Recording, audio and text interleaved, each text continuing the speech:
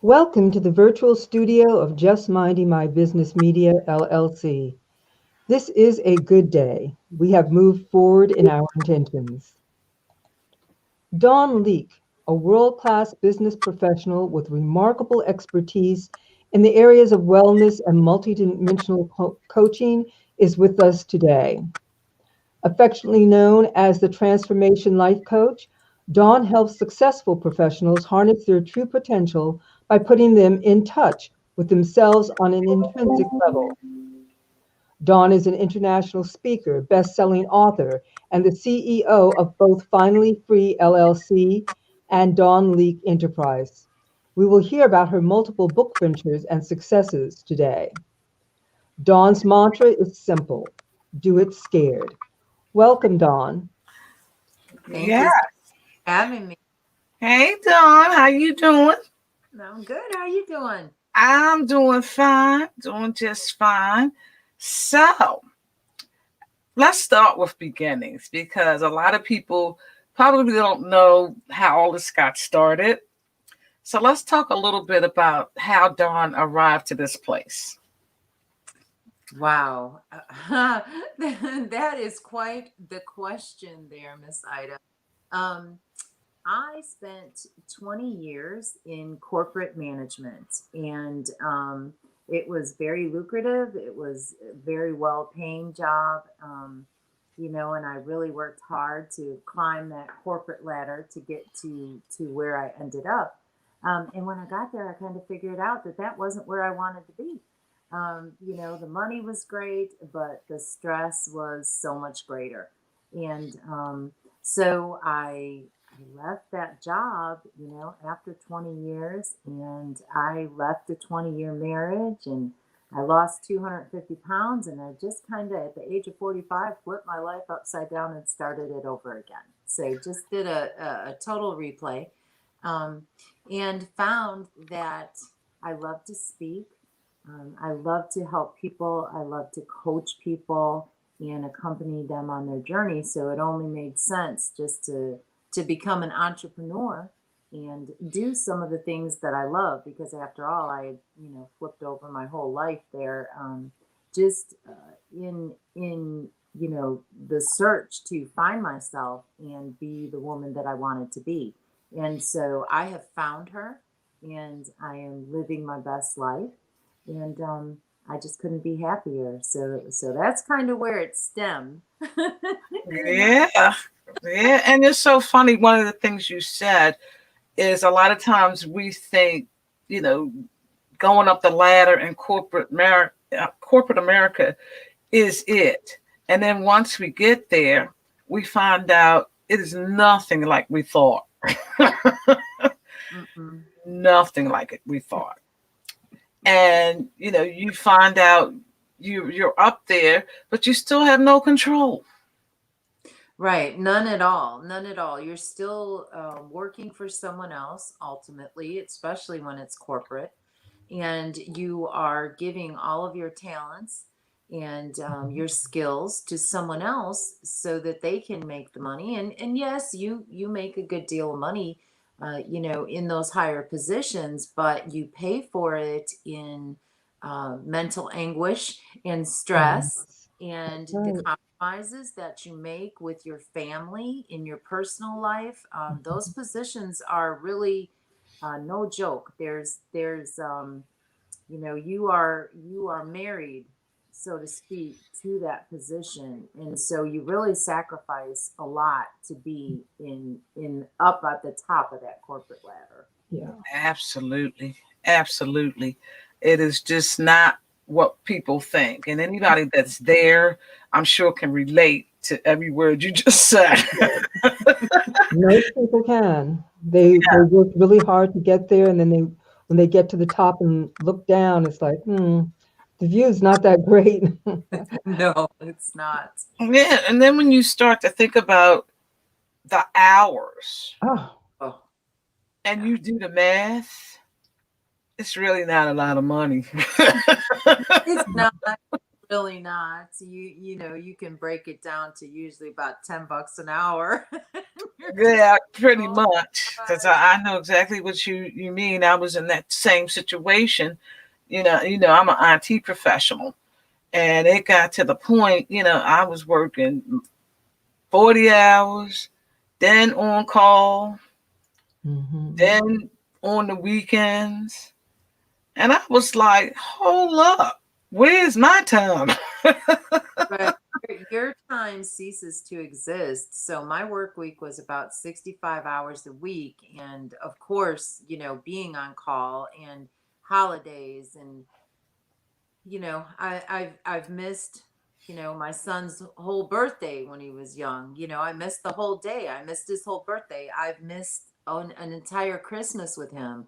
And that's just something you can never get back. You can Yeah, never get back, but yet you're not really appreciated through the corporate, um, yeah, sector that you're making all these sacrifices for. True. So you Yeah. just have to come to a point to decide what your priorities are and what's most important. And I did the job, and you set out to do the job to do better for your family.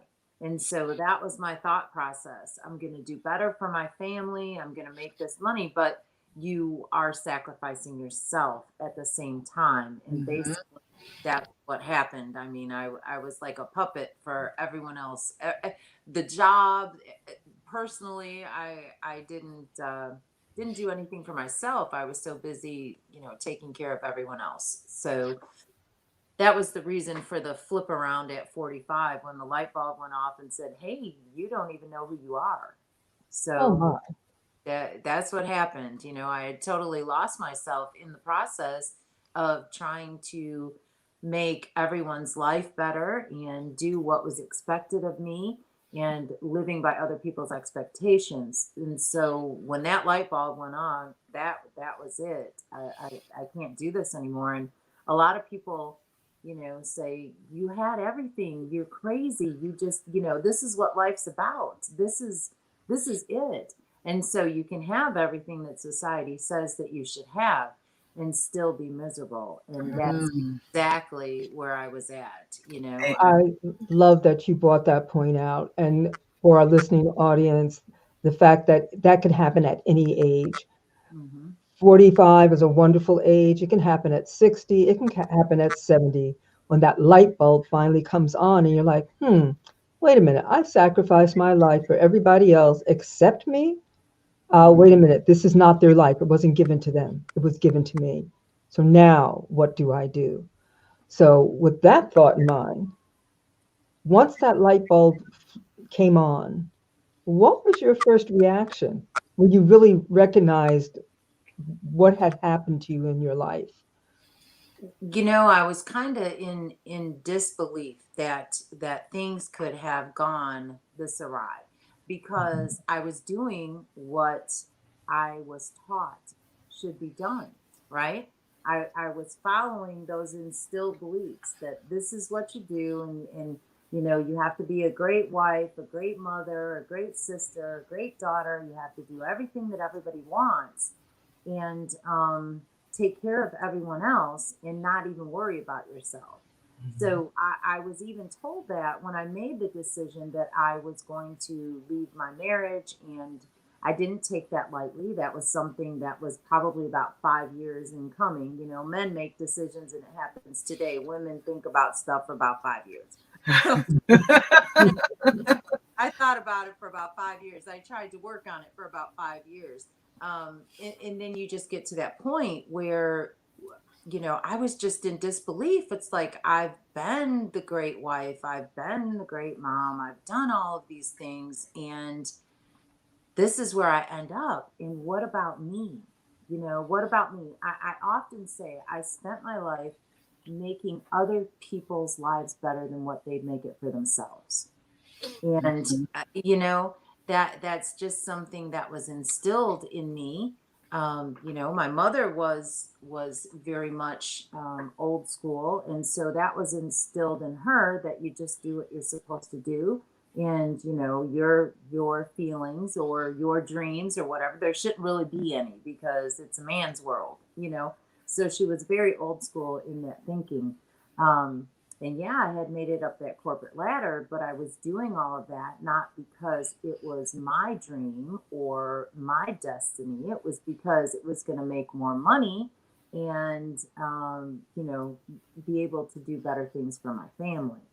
And, like I said, people criticized me and said, you're crazy. You're being very unrealistic. Family members even said that to me. You are just being unrealistic. Unrealistic. You have everything, and you're being selfish.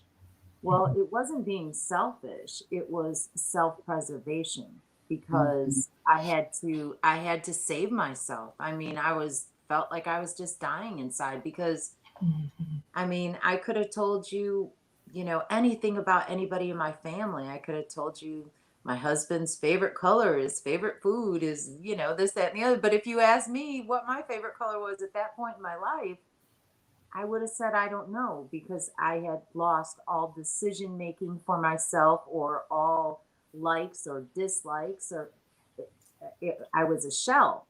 And so, at that point, when that light bulb went off, it was like, it was very scary. It was the scariest thing I've ever done, because I'm very much a creature of habit.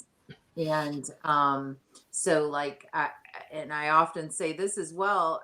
I get anxiety when I change around my furniture in the living room. It literally makes me anxious, because things are different than what I'm accustomed to. So for doing what I did and making all of those changes at the same time, the marriage, the job, the weight loss, it was just, I don't recommend. I will say this, I don't recommend doing all of those things at the same time. But at that time, that's what needed to happen for me.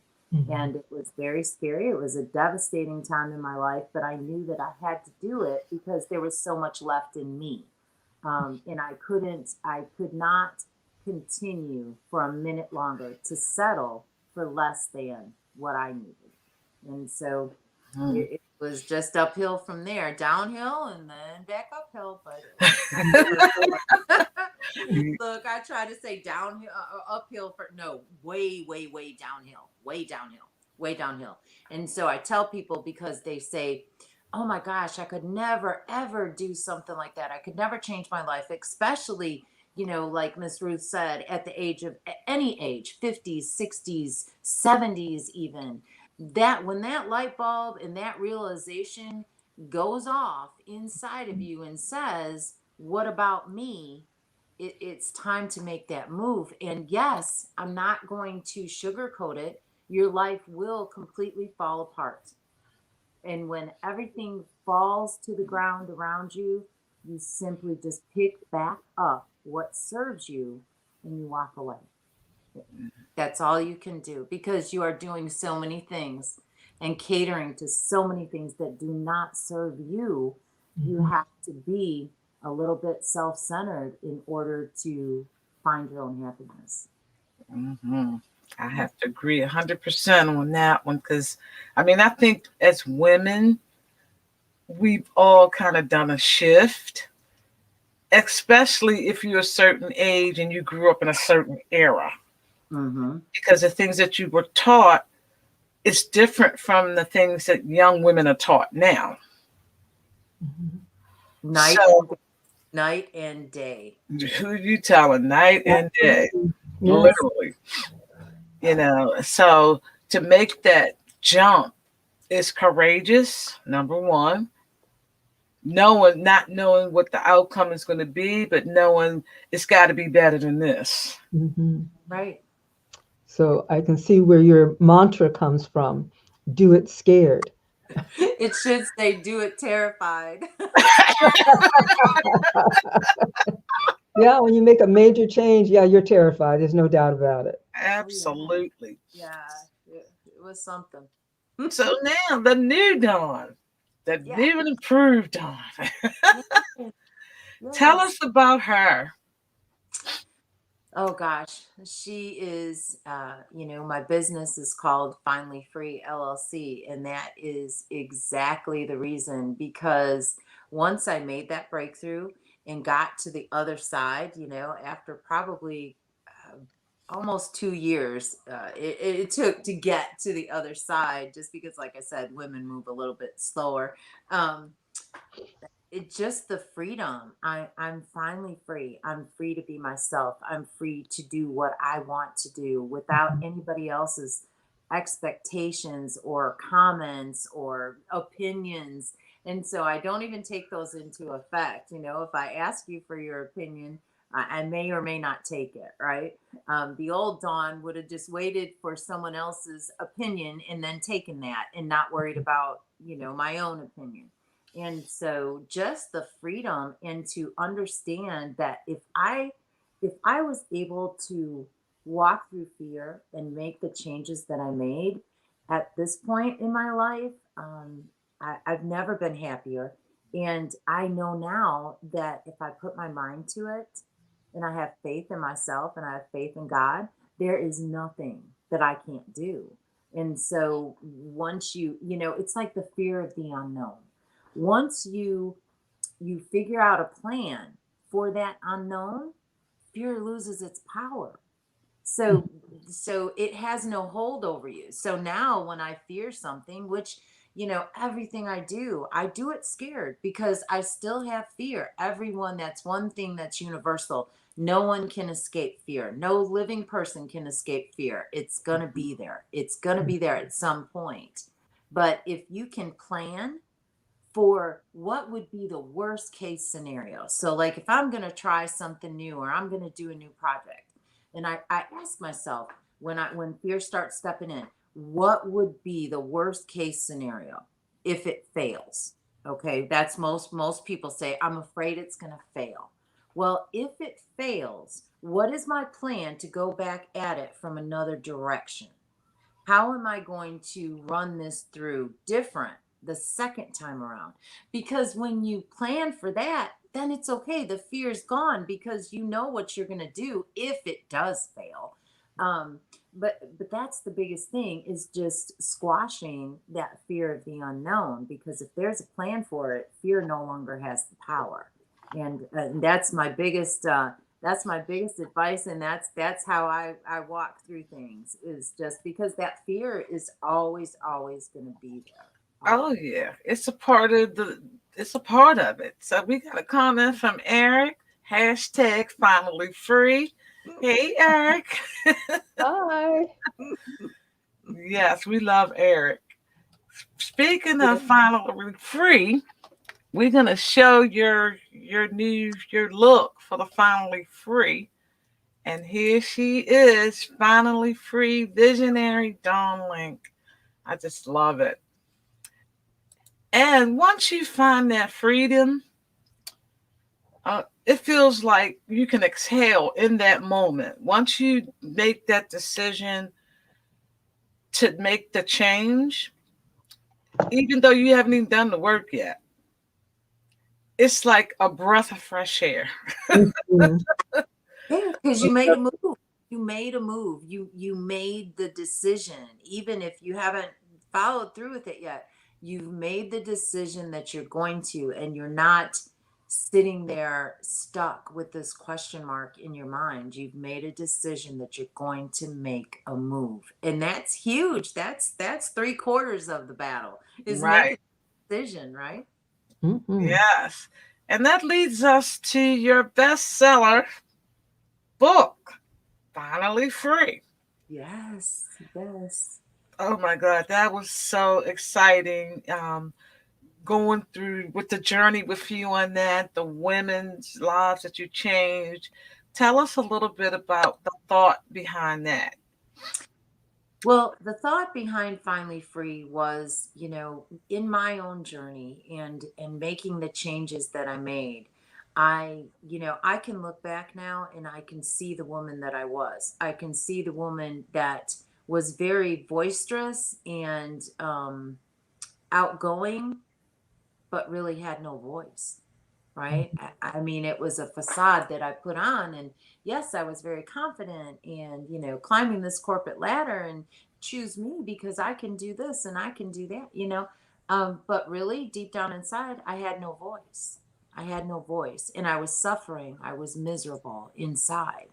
And so, finally, free, when I was going through that, if I would have had a book to pick up, or I would have had some co authors, right, that I could talk to, or that I could read their stories to understand that I wasn't alone in my journey, that would have helped me immensely. So maybe my journey wouldn't have been quite as long as it was, to get from point A to point B. Um, it would have helped immensely. The support would have really, really helped. And so when I thought about the book, women and men, sometimes most times we go through these major, major things and we don't acknowledge it. We just say, oh, that's what I do. That's what I do. I just do it. But the healing isn't there. The healing isn't there. We do it and we walk through it and we block it and we put it behind us. But deep down inside, the healing still needs to happen. It needs to be brought out and released. And so, my thoughts on the book is that, people could write their chapter, they could begin the healing process, they could release that, and they could find their voice. Because once you talking about it, like us talking right now, is one thing, but when you put it into a book, you put it in writing and it's put out there to the whole world, that's a release. Now that's getting, the elephant out of the room. It's getting, whatever's on your back, it's getting it all, because it's out there now. There's no taking it back. um, and really the process that I've watched these women, oh my gosh, and the men as well, just watching how they have blossomed and they have found their voice, and it's given them the confidence to understand that they can talk about this, and yes, they can get through it, and yes, they can do the things that they only were dreaming about doing, because now they don't have that heaviness holding them down. They're finally free. And so it's just been the most miraculous thing to watch. I mean, I'm so blessed to be the visionary. The book is all about the authors in it, and they are just all amazing. Yes, they are. And we are so blessed. Hi, Bobby. Beautiful Dawn. Yes, she is. And we were blessed to be a part of the journey in terms of we were able to interview many of the authors. And oh my God, their stories. It was so moving.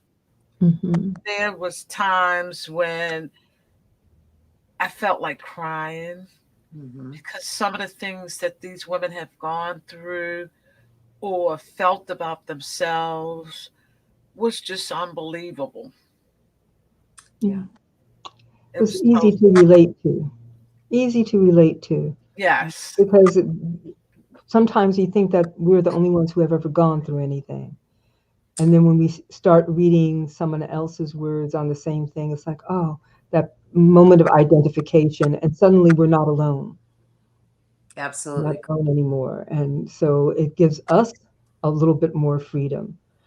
But one thing I heard you say is that when we put it down in writing and we send it out into the world, then the person that we really are can take flight, because that's a person that usually stays hidden for years, for decades.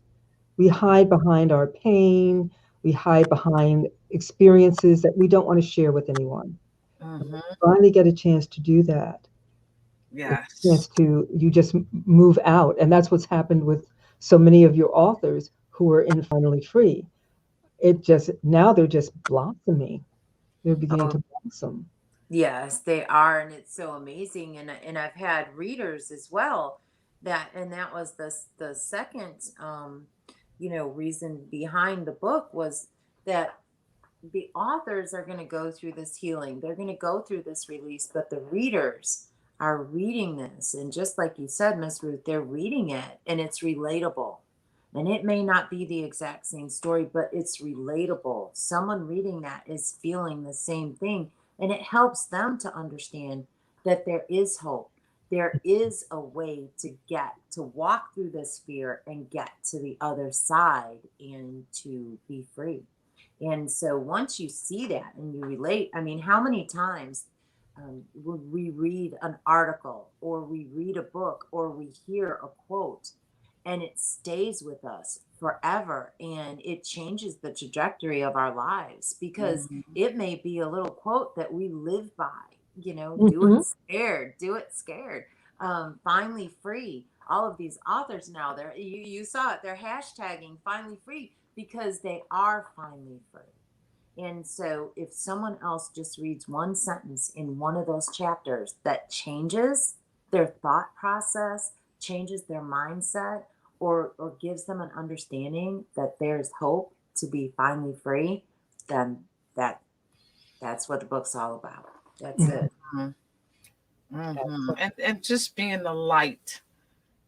light for somebody else, because there's nothing on the earth that has not happened to somebody else. Right. Mhm. Nothing. Although when we're in it, we feel like we're the only one it ever happened to. But once you're able to connect with other people that have been through sort of your same journey and they made it through, that's hope. Yeah, Mm. That's purity hope. absolutely. You begin to feel like, oh, okay, let me Right. find out what I can do to help myself.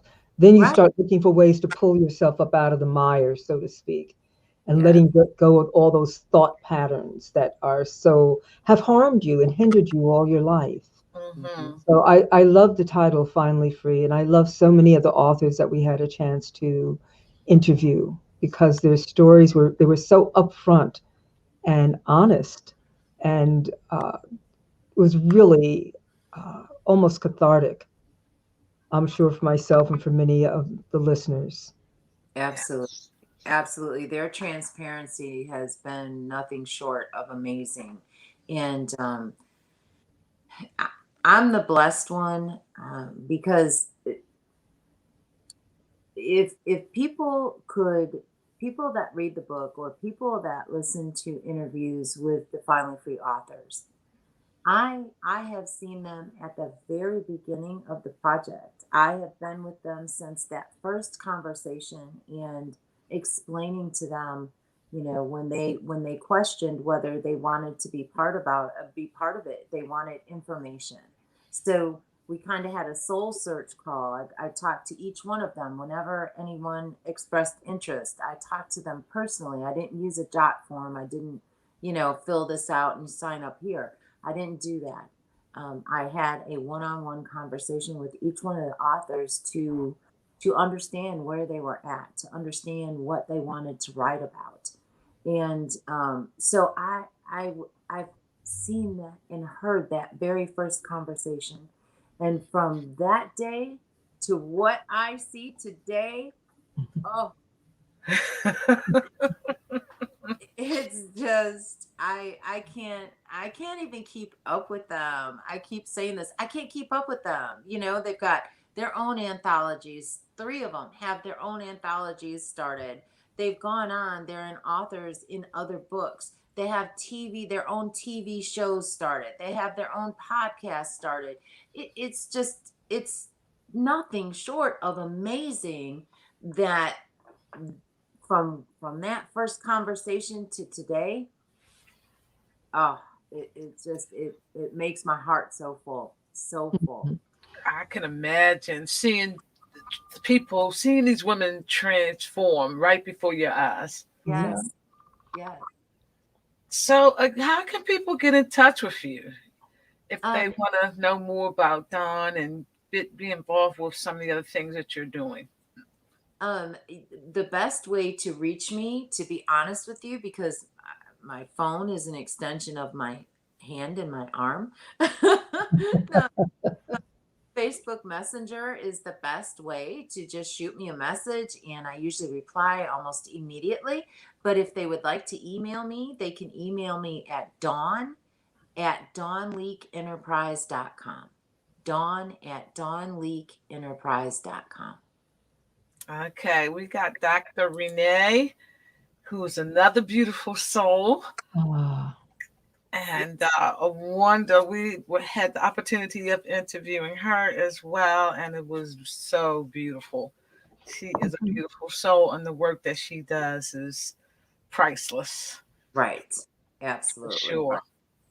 Yes. And we definitely want to do a shout out to Eric because he was the only guy in the book, yes, he was. but his story as a father, I think about it all the time. Mhm. Yes. I think about him all the time because he's a courageous dad. He's what many dads should be. And I was just so in love with him, with the story that he talked about with his son. Yeah. I'm partial to him too. I know. Yeah. Yes, he was definitely a sweetheart. And Dr. Renee says, yes, we love Eric. Yeah. Eric was so instrumental in so many things, especially for those of us that are technically uninclined. Um, Eric was our savior on a lot of shows, Zoom calls, things like that. Eric was like right there. He's been doing that for me forever, but he was able to assist a lot of us ladies in our journey through Finally Free, just you know, electronically, and support wise and posting and keeping up. He still keeps up with every show that you all have recorded, and he makes sure that it gets posted. Whoever the author is, he makes sure it gets posted in our group, and so that everyone sees it. So yes, he is our media. uh, Yes, and I noticed that everything has Eric and a heart. yeah, Everything on yeah. all the pages. So I did notice that. Mhm. Yes, indeed. So what's next? Well, the next book that we have coming out is called Drop Your Mask, Share the Crown. And this is a subject that is, maybe a little bit controversial. And the title of it, Drop the Mask, and people think that's maybe, on a personal basis. But what the book is about is dropping the mask and, not trying to go at everything yourself. The book is about collaboration, authentic collaboration with expert women, other expert women. And so sharing the crown, um, is sharing the crown with women together as one people, all races, ethnicities, size, religion. It's my way of, trying to do my part to close the divide that our country is in right now. Because let's face it, we all know women run the world. That's just it. I'm sorry, Eric, Yes. whoever else is watching, we run the world. So if women can come together as one people and link arms and hold hands and collaborate, some miraculous things can happen. And it's about collaboration versus competition, things like that. And Mhm. so it's going to be different stories and different tips on how to collaborate, because if you look at things, now you can't just work with everybody, right? Um, but maybe it's 1%. Maybe it's 1% that someone may steal your idea if that's what you're worried about. And even if someone did steal your idea, they could not pull it off the way you plan on it because you came up with it, right? So 1% Mm. may steal your idea, or may not work together in an integral way with you. 1%. So why shut out the other 99% of the women that would work together, and you can accomplish so much more together than you can alone. I mean, look at us, Miss Ida. We've been collaborating for the last 4 or 5 years, haven't we? Yes. And we Yes. met, we met for a couple hours at a conference. And so that collaboration and that friendship is always going to be here, as long as you're integral, and both people are integral. Why block out 99%, or why block someone out because they're a certain race, or not collaborate with someone else because they don't look the way you feel they should look, or they don't look like you, or they have a different religion? If they're not trying to instill their religion on you against your religion, and you're in a working relationship, the collaboration is a working collaboration. And so I'm just seeing so many, where we're at right now in our social divide. I'm just seeing so many walls. And sometimes those are instilled belief walls, sometimes those are generational walls. And so just this book is maybe a little bit controversial to some people, but I feel like it's a conversation that needs to be had. And we can all do that in a professional, integral way, and make some points, and let's start working together as one people. Yes. Yes. And it's all so much better. Yes, Anyway. the opportunity. Collaboration always much better. How many doors open? How many doors open? And the more different someone is than you, the even better. It's even better because they're not in the same thought process as you.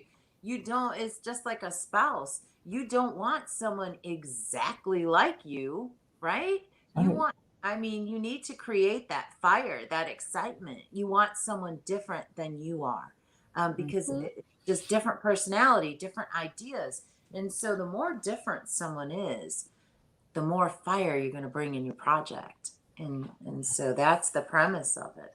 Yes. Yes. And then, like you said, share the crown. Yes. Everybody wins. Yes.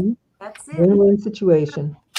Drop the mask and stop acting like you can do it all yourself. No one is highly, highly successful solely on their own.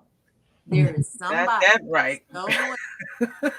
That may be in the back room, but there is somebody somewhere that you had to work with, or that has lifted you up some kind of way. You can't, we can't do anything by ourselves. And so instead of trying to put somebody in the back room, like the crazy aunt that, you hide in the back bedroom when company comes. No, none of that. It's like, let's work together. There's no more hiding. Bring everybody out front. Give everybody their props. Everybody has gifts and skills and should be acknowledged just like everyone else. There is no, in my eyes, there is no superstar. There is no superstar. It's a team effort. Yes. You will get so much further. So much further. Yeah. Absolutely. The team make the dreams. Yes. You got to have team, because if you don't think that way, you're really not going to be that successful, because you need to have a we mentality. Yeah, you grow. You stifle your growth. Absolutely. Yes, you do. Absolutely. Yes, you do. And if you don't have a team and you're trying to accomplish something, it's time to stop and look at what you're doing and think about, what is my tribe? Who do I need on my team in order to be able to succeed in what I want to do? And what I always like about that is that it's synergistic.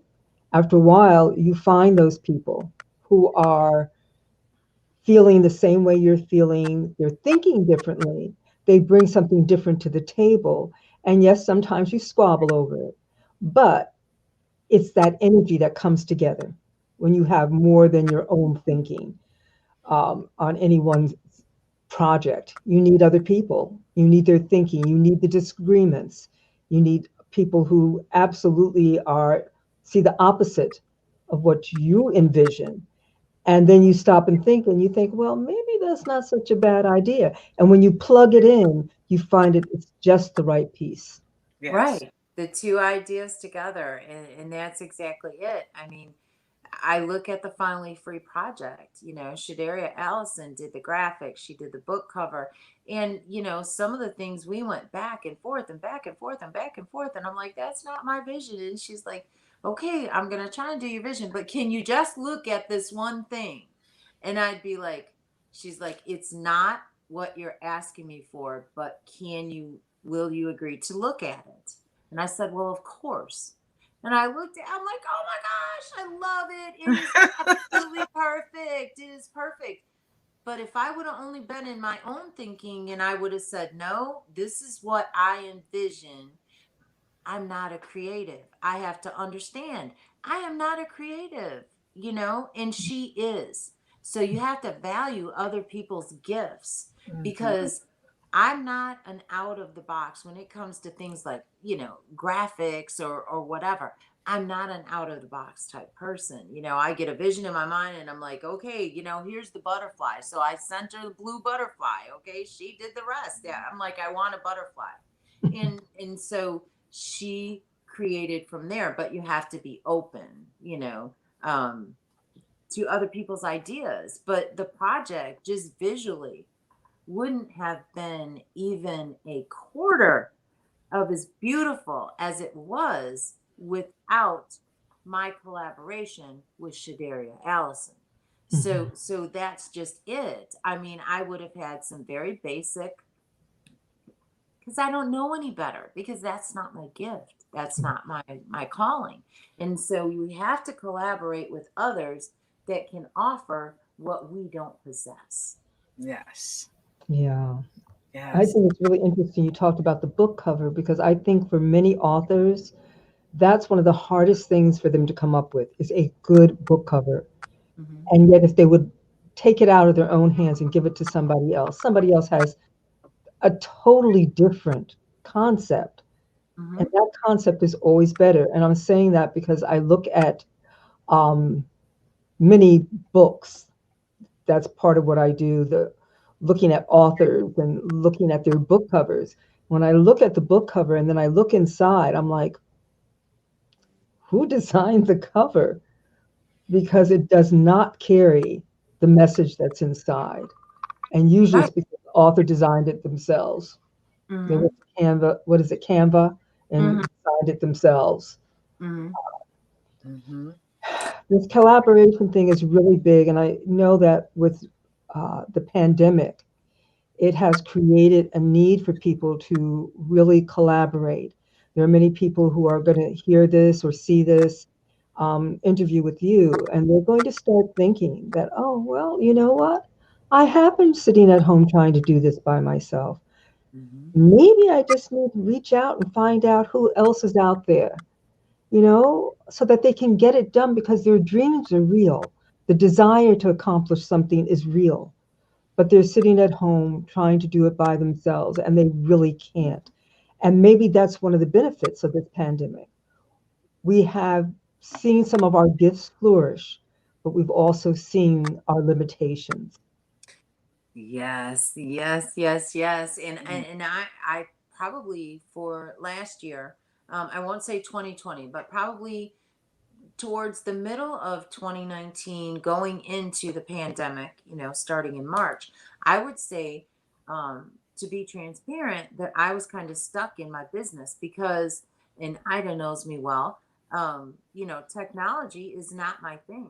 It is not my thing, but I needed some technology and I needed some different things that I had to, instead of staying stuck any longer, I had to understand that I'm not going to do this. I am not going to set up this technology. It is not in my rack house. It is not my lane, and it is not going to happen. But what I had to come to terms with was that instead of staying stuck, I know how to pay people. I know how to invest in my business and pay someone to set these things up and then commit to myself to learn how to use them once they're set up. But the setup of these specific, technical things was what was holding me back because I was being hard headed because I didn't want to relinquish the control that I thought I had. You don't have control if you're stuck, right? You don't True have that. You're just control. stuck. You're just stuck. I'm controlling my stuckness, if that's a word. So yeah, I was in control of it until I decided to open up my pocketbook and make that investment and get the things set up that I needed to take my business to the next level. And that's exactly what happened. So we just have to be open to things and not thinking that we're relinquishing power. You're just opening yourself up to a more fabulous project, leveling yourself up, making contacts, networking with new people. Once you collaborate with someone, you open yourself to a whole nother, uh, you know, I say get out of your own zip code, collaborate with people that are in other countries, collaborate with people in other states because, you know, just like you talk on someone's show, I'm here in Mississippi, right? If I only talk with people that broadcast in Mississippi, then my message or whatever I'm speaking on stays in Mississippi.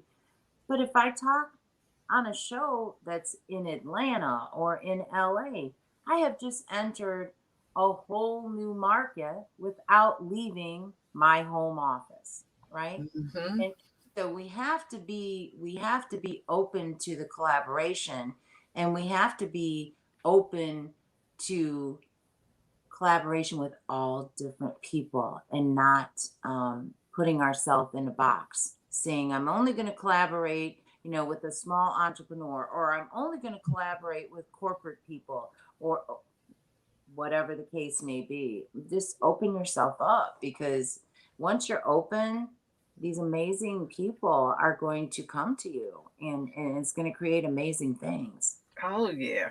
Oh That's yeah. And you're gonna very learn so exciting. much. Mhm. You're gonna learn so much. Yes. So yes.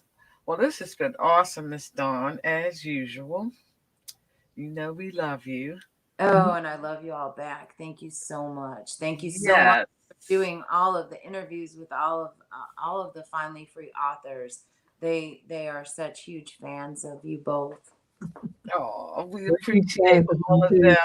It was a pleasure. It was such a pleasure. Yes, it is. You guys are going to be all over our media for all the way until May.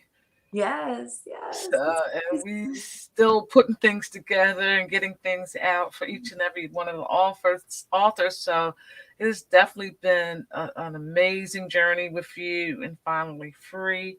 And we're looking forward to more and more journeys for Yeah, sure. more yes. collaboration. Yes, Yes. More collaboration. collaboration. Drop the Drop man, share the your crown. crown. Hmm. I So love that's going to be something very interesting to see the new authors that come along. Some of your former authors who jump on the bandwagon. It's going to be really interesting. That's going to be a very interesting and I think very powerful book. Oh, Oh yeah. Very, very Oh, powerful book. I oh agree. yeah. We've got some ideas ourselves that we're gonna stay quiet about right now, but we've got some ideas as well for the book. So stay tuned. Yeah, Collaboration and play. Yeah. yeah. So again, Dawn, if people want to get at you, please, please, please tell our audience how they can. Probably first would be Facebook Messenger under Dawn Leak.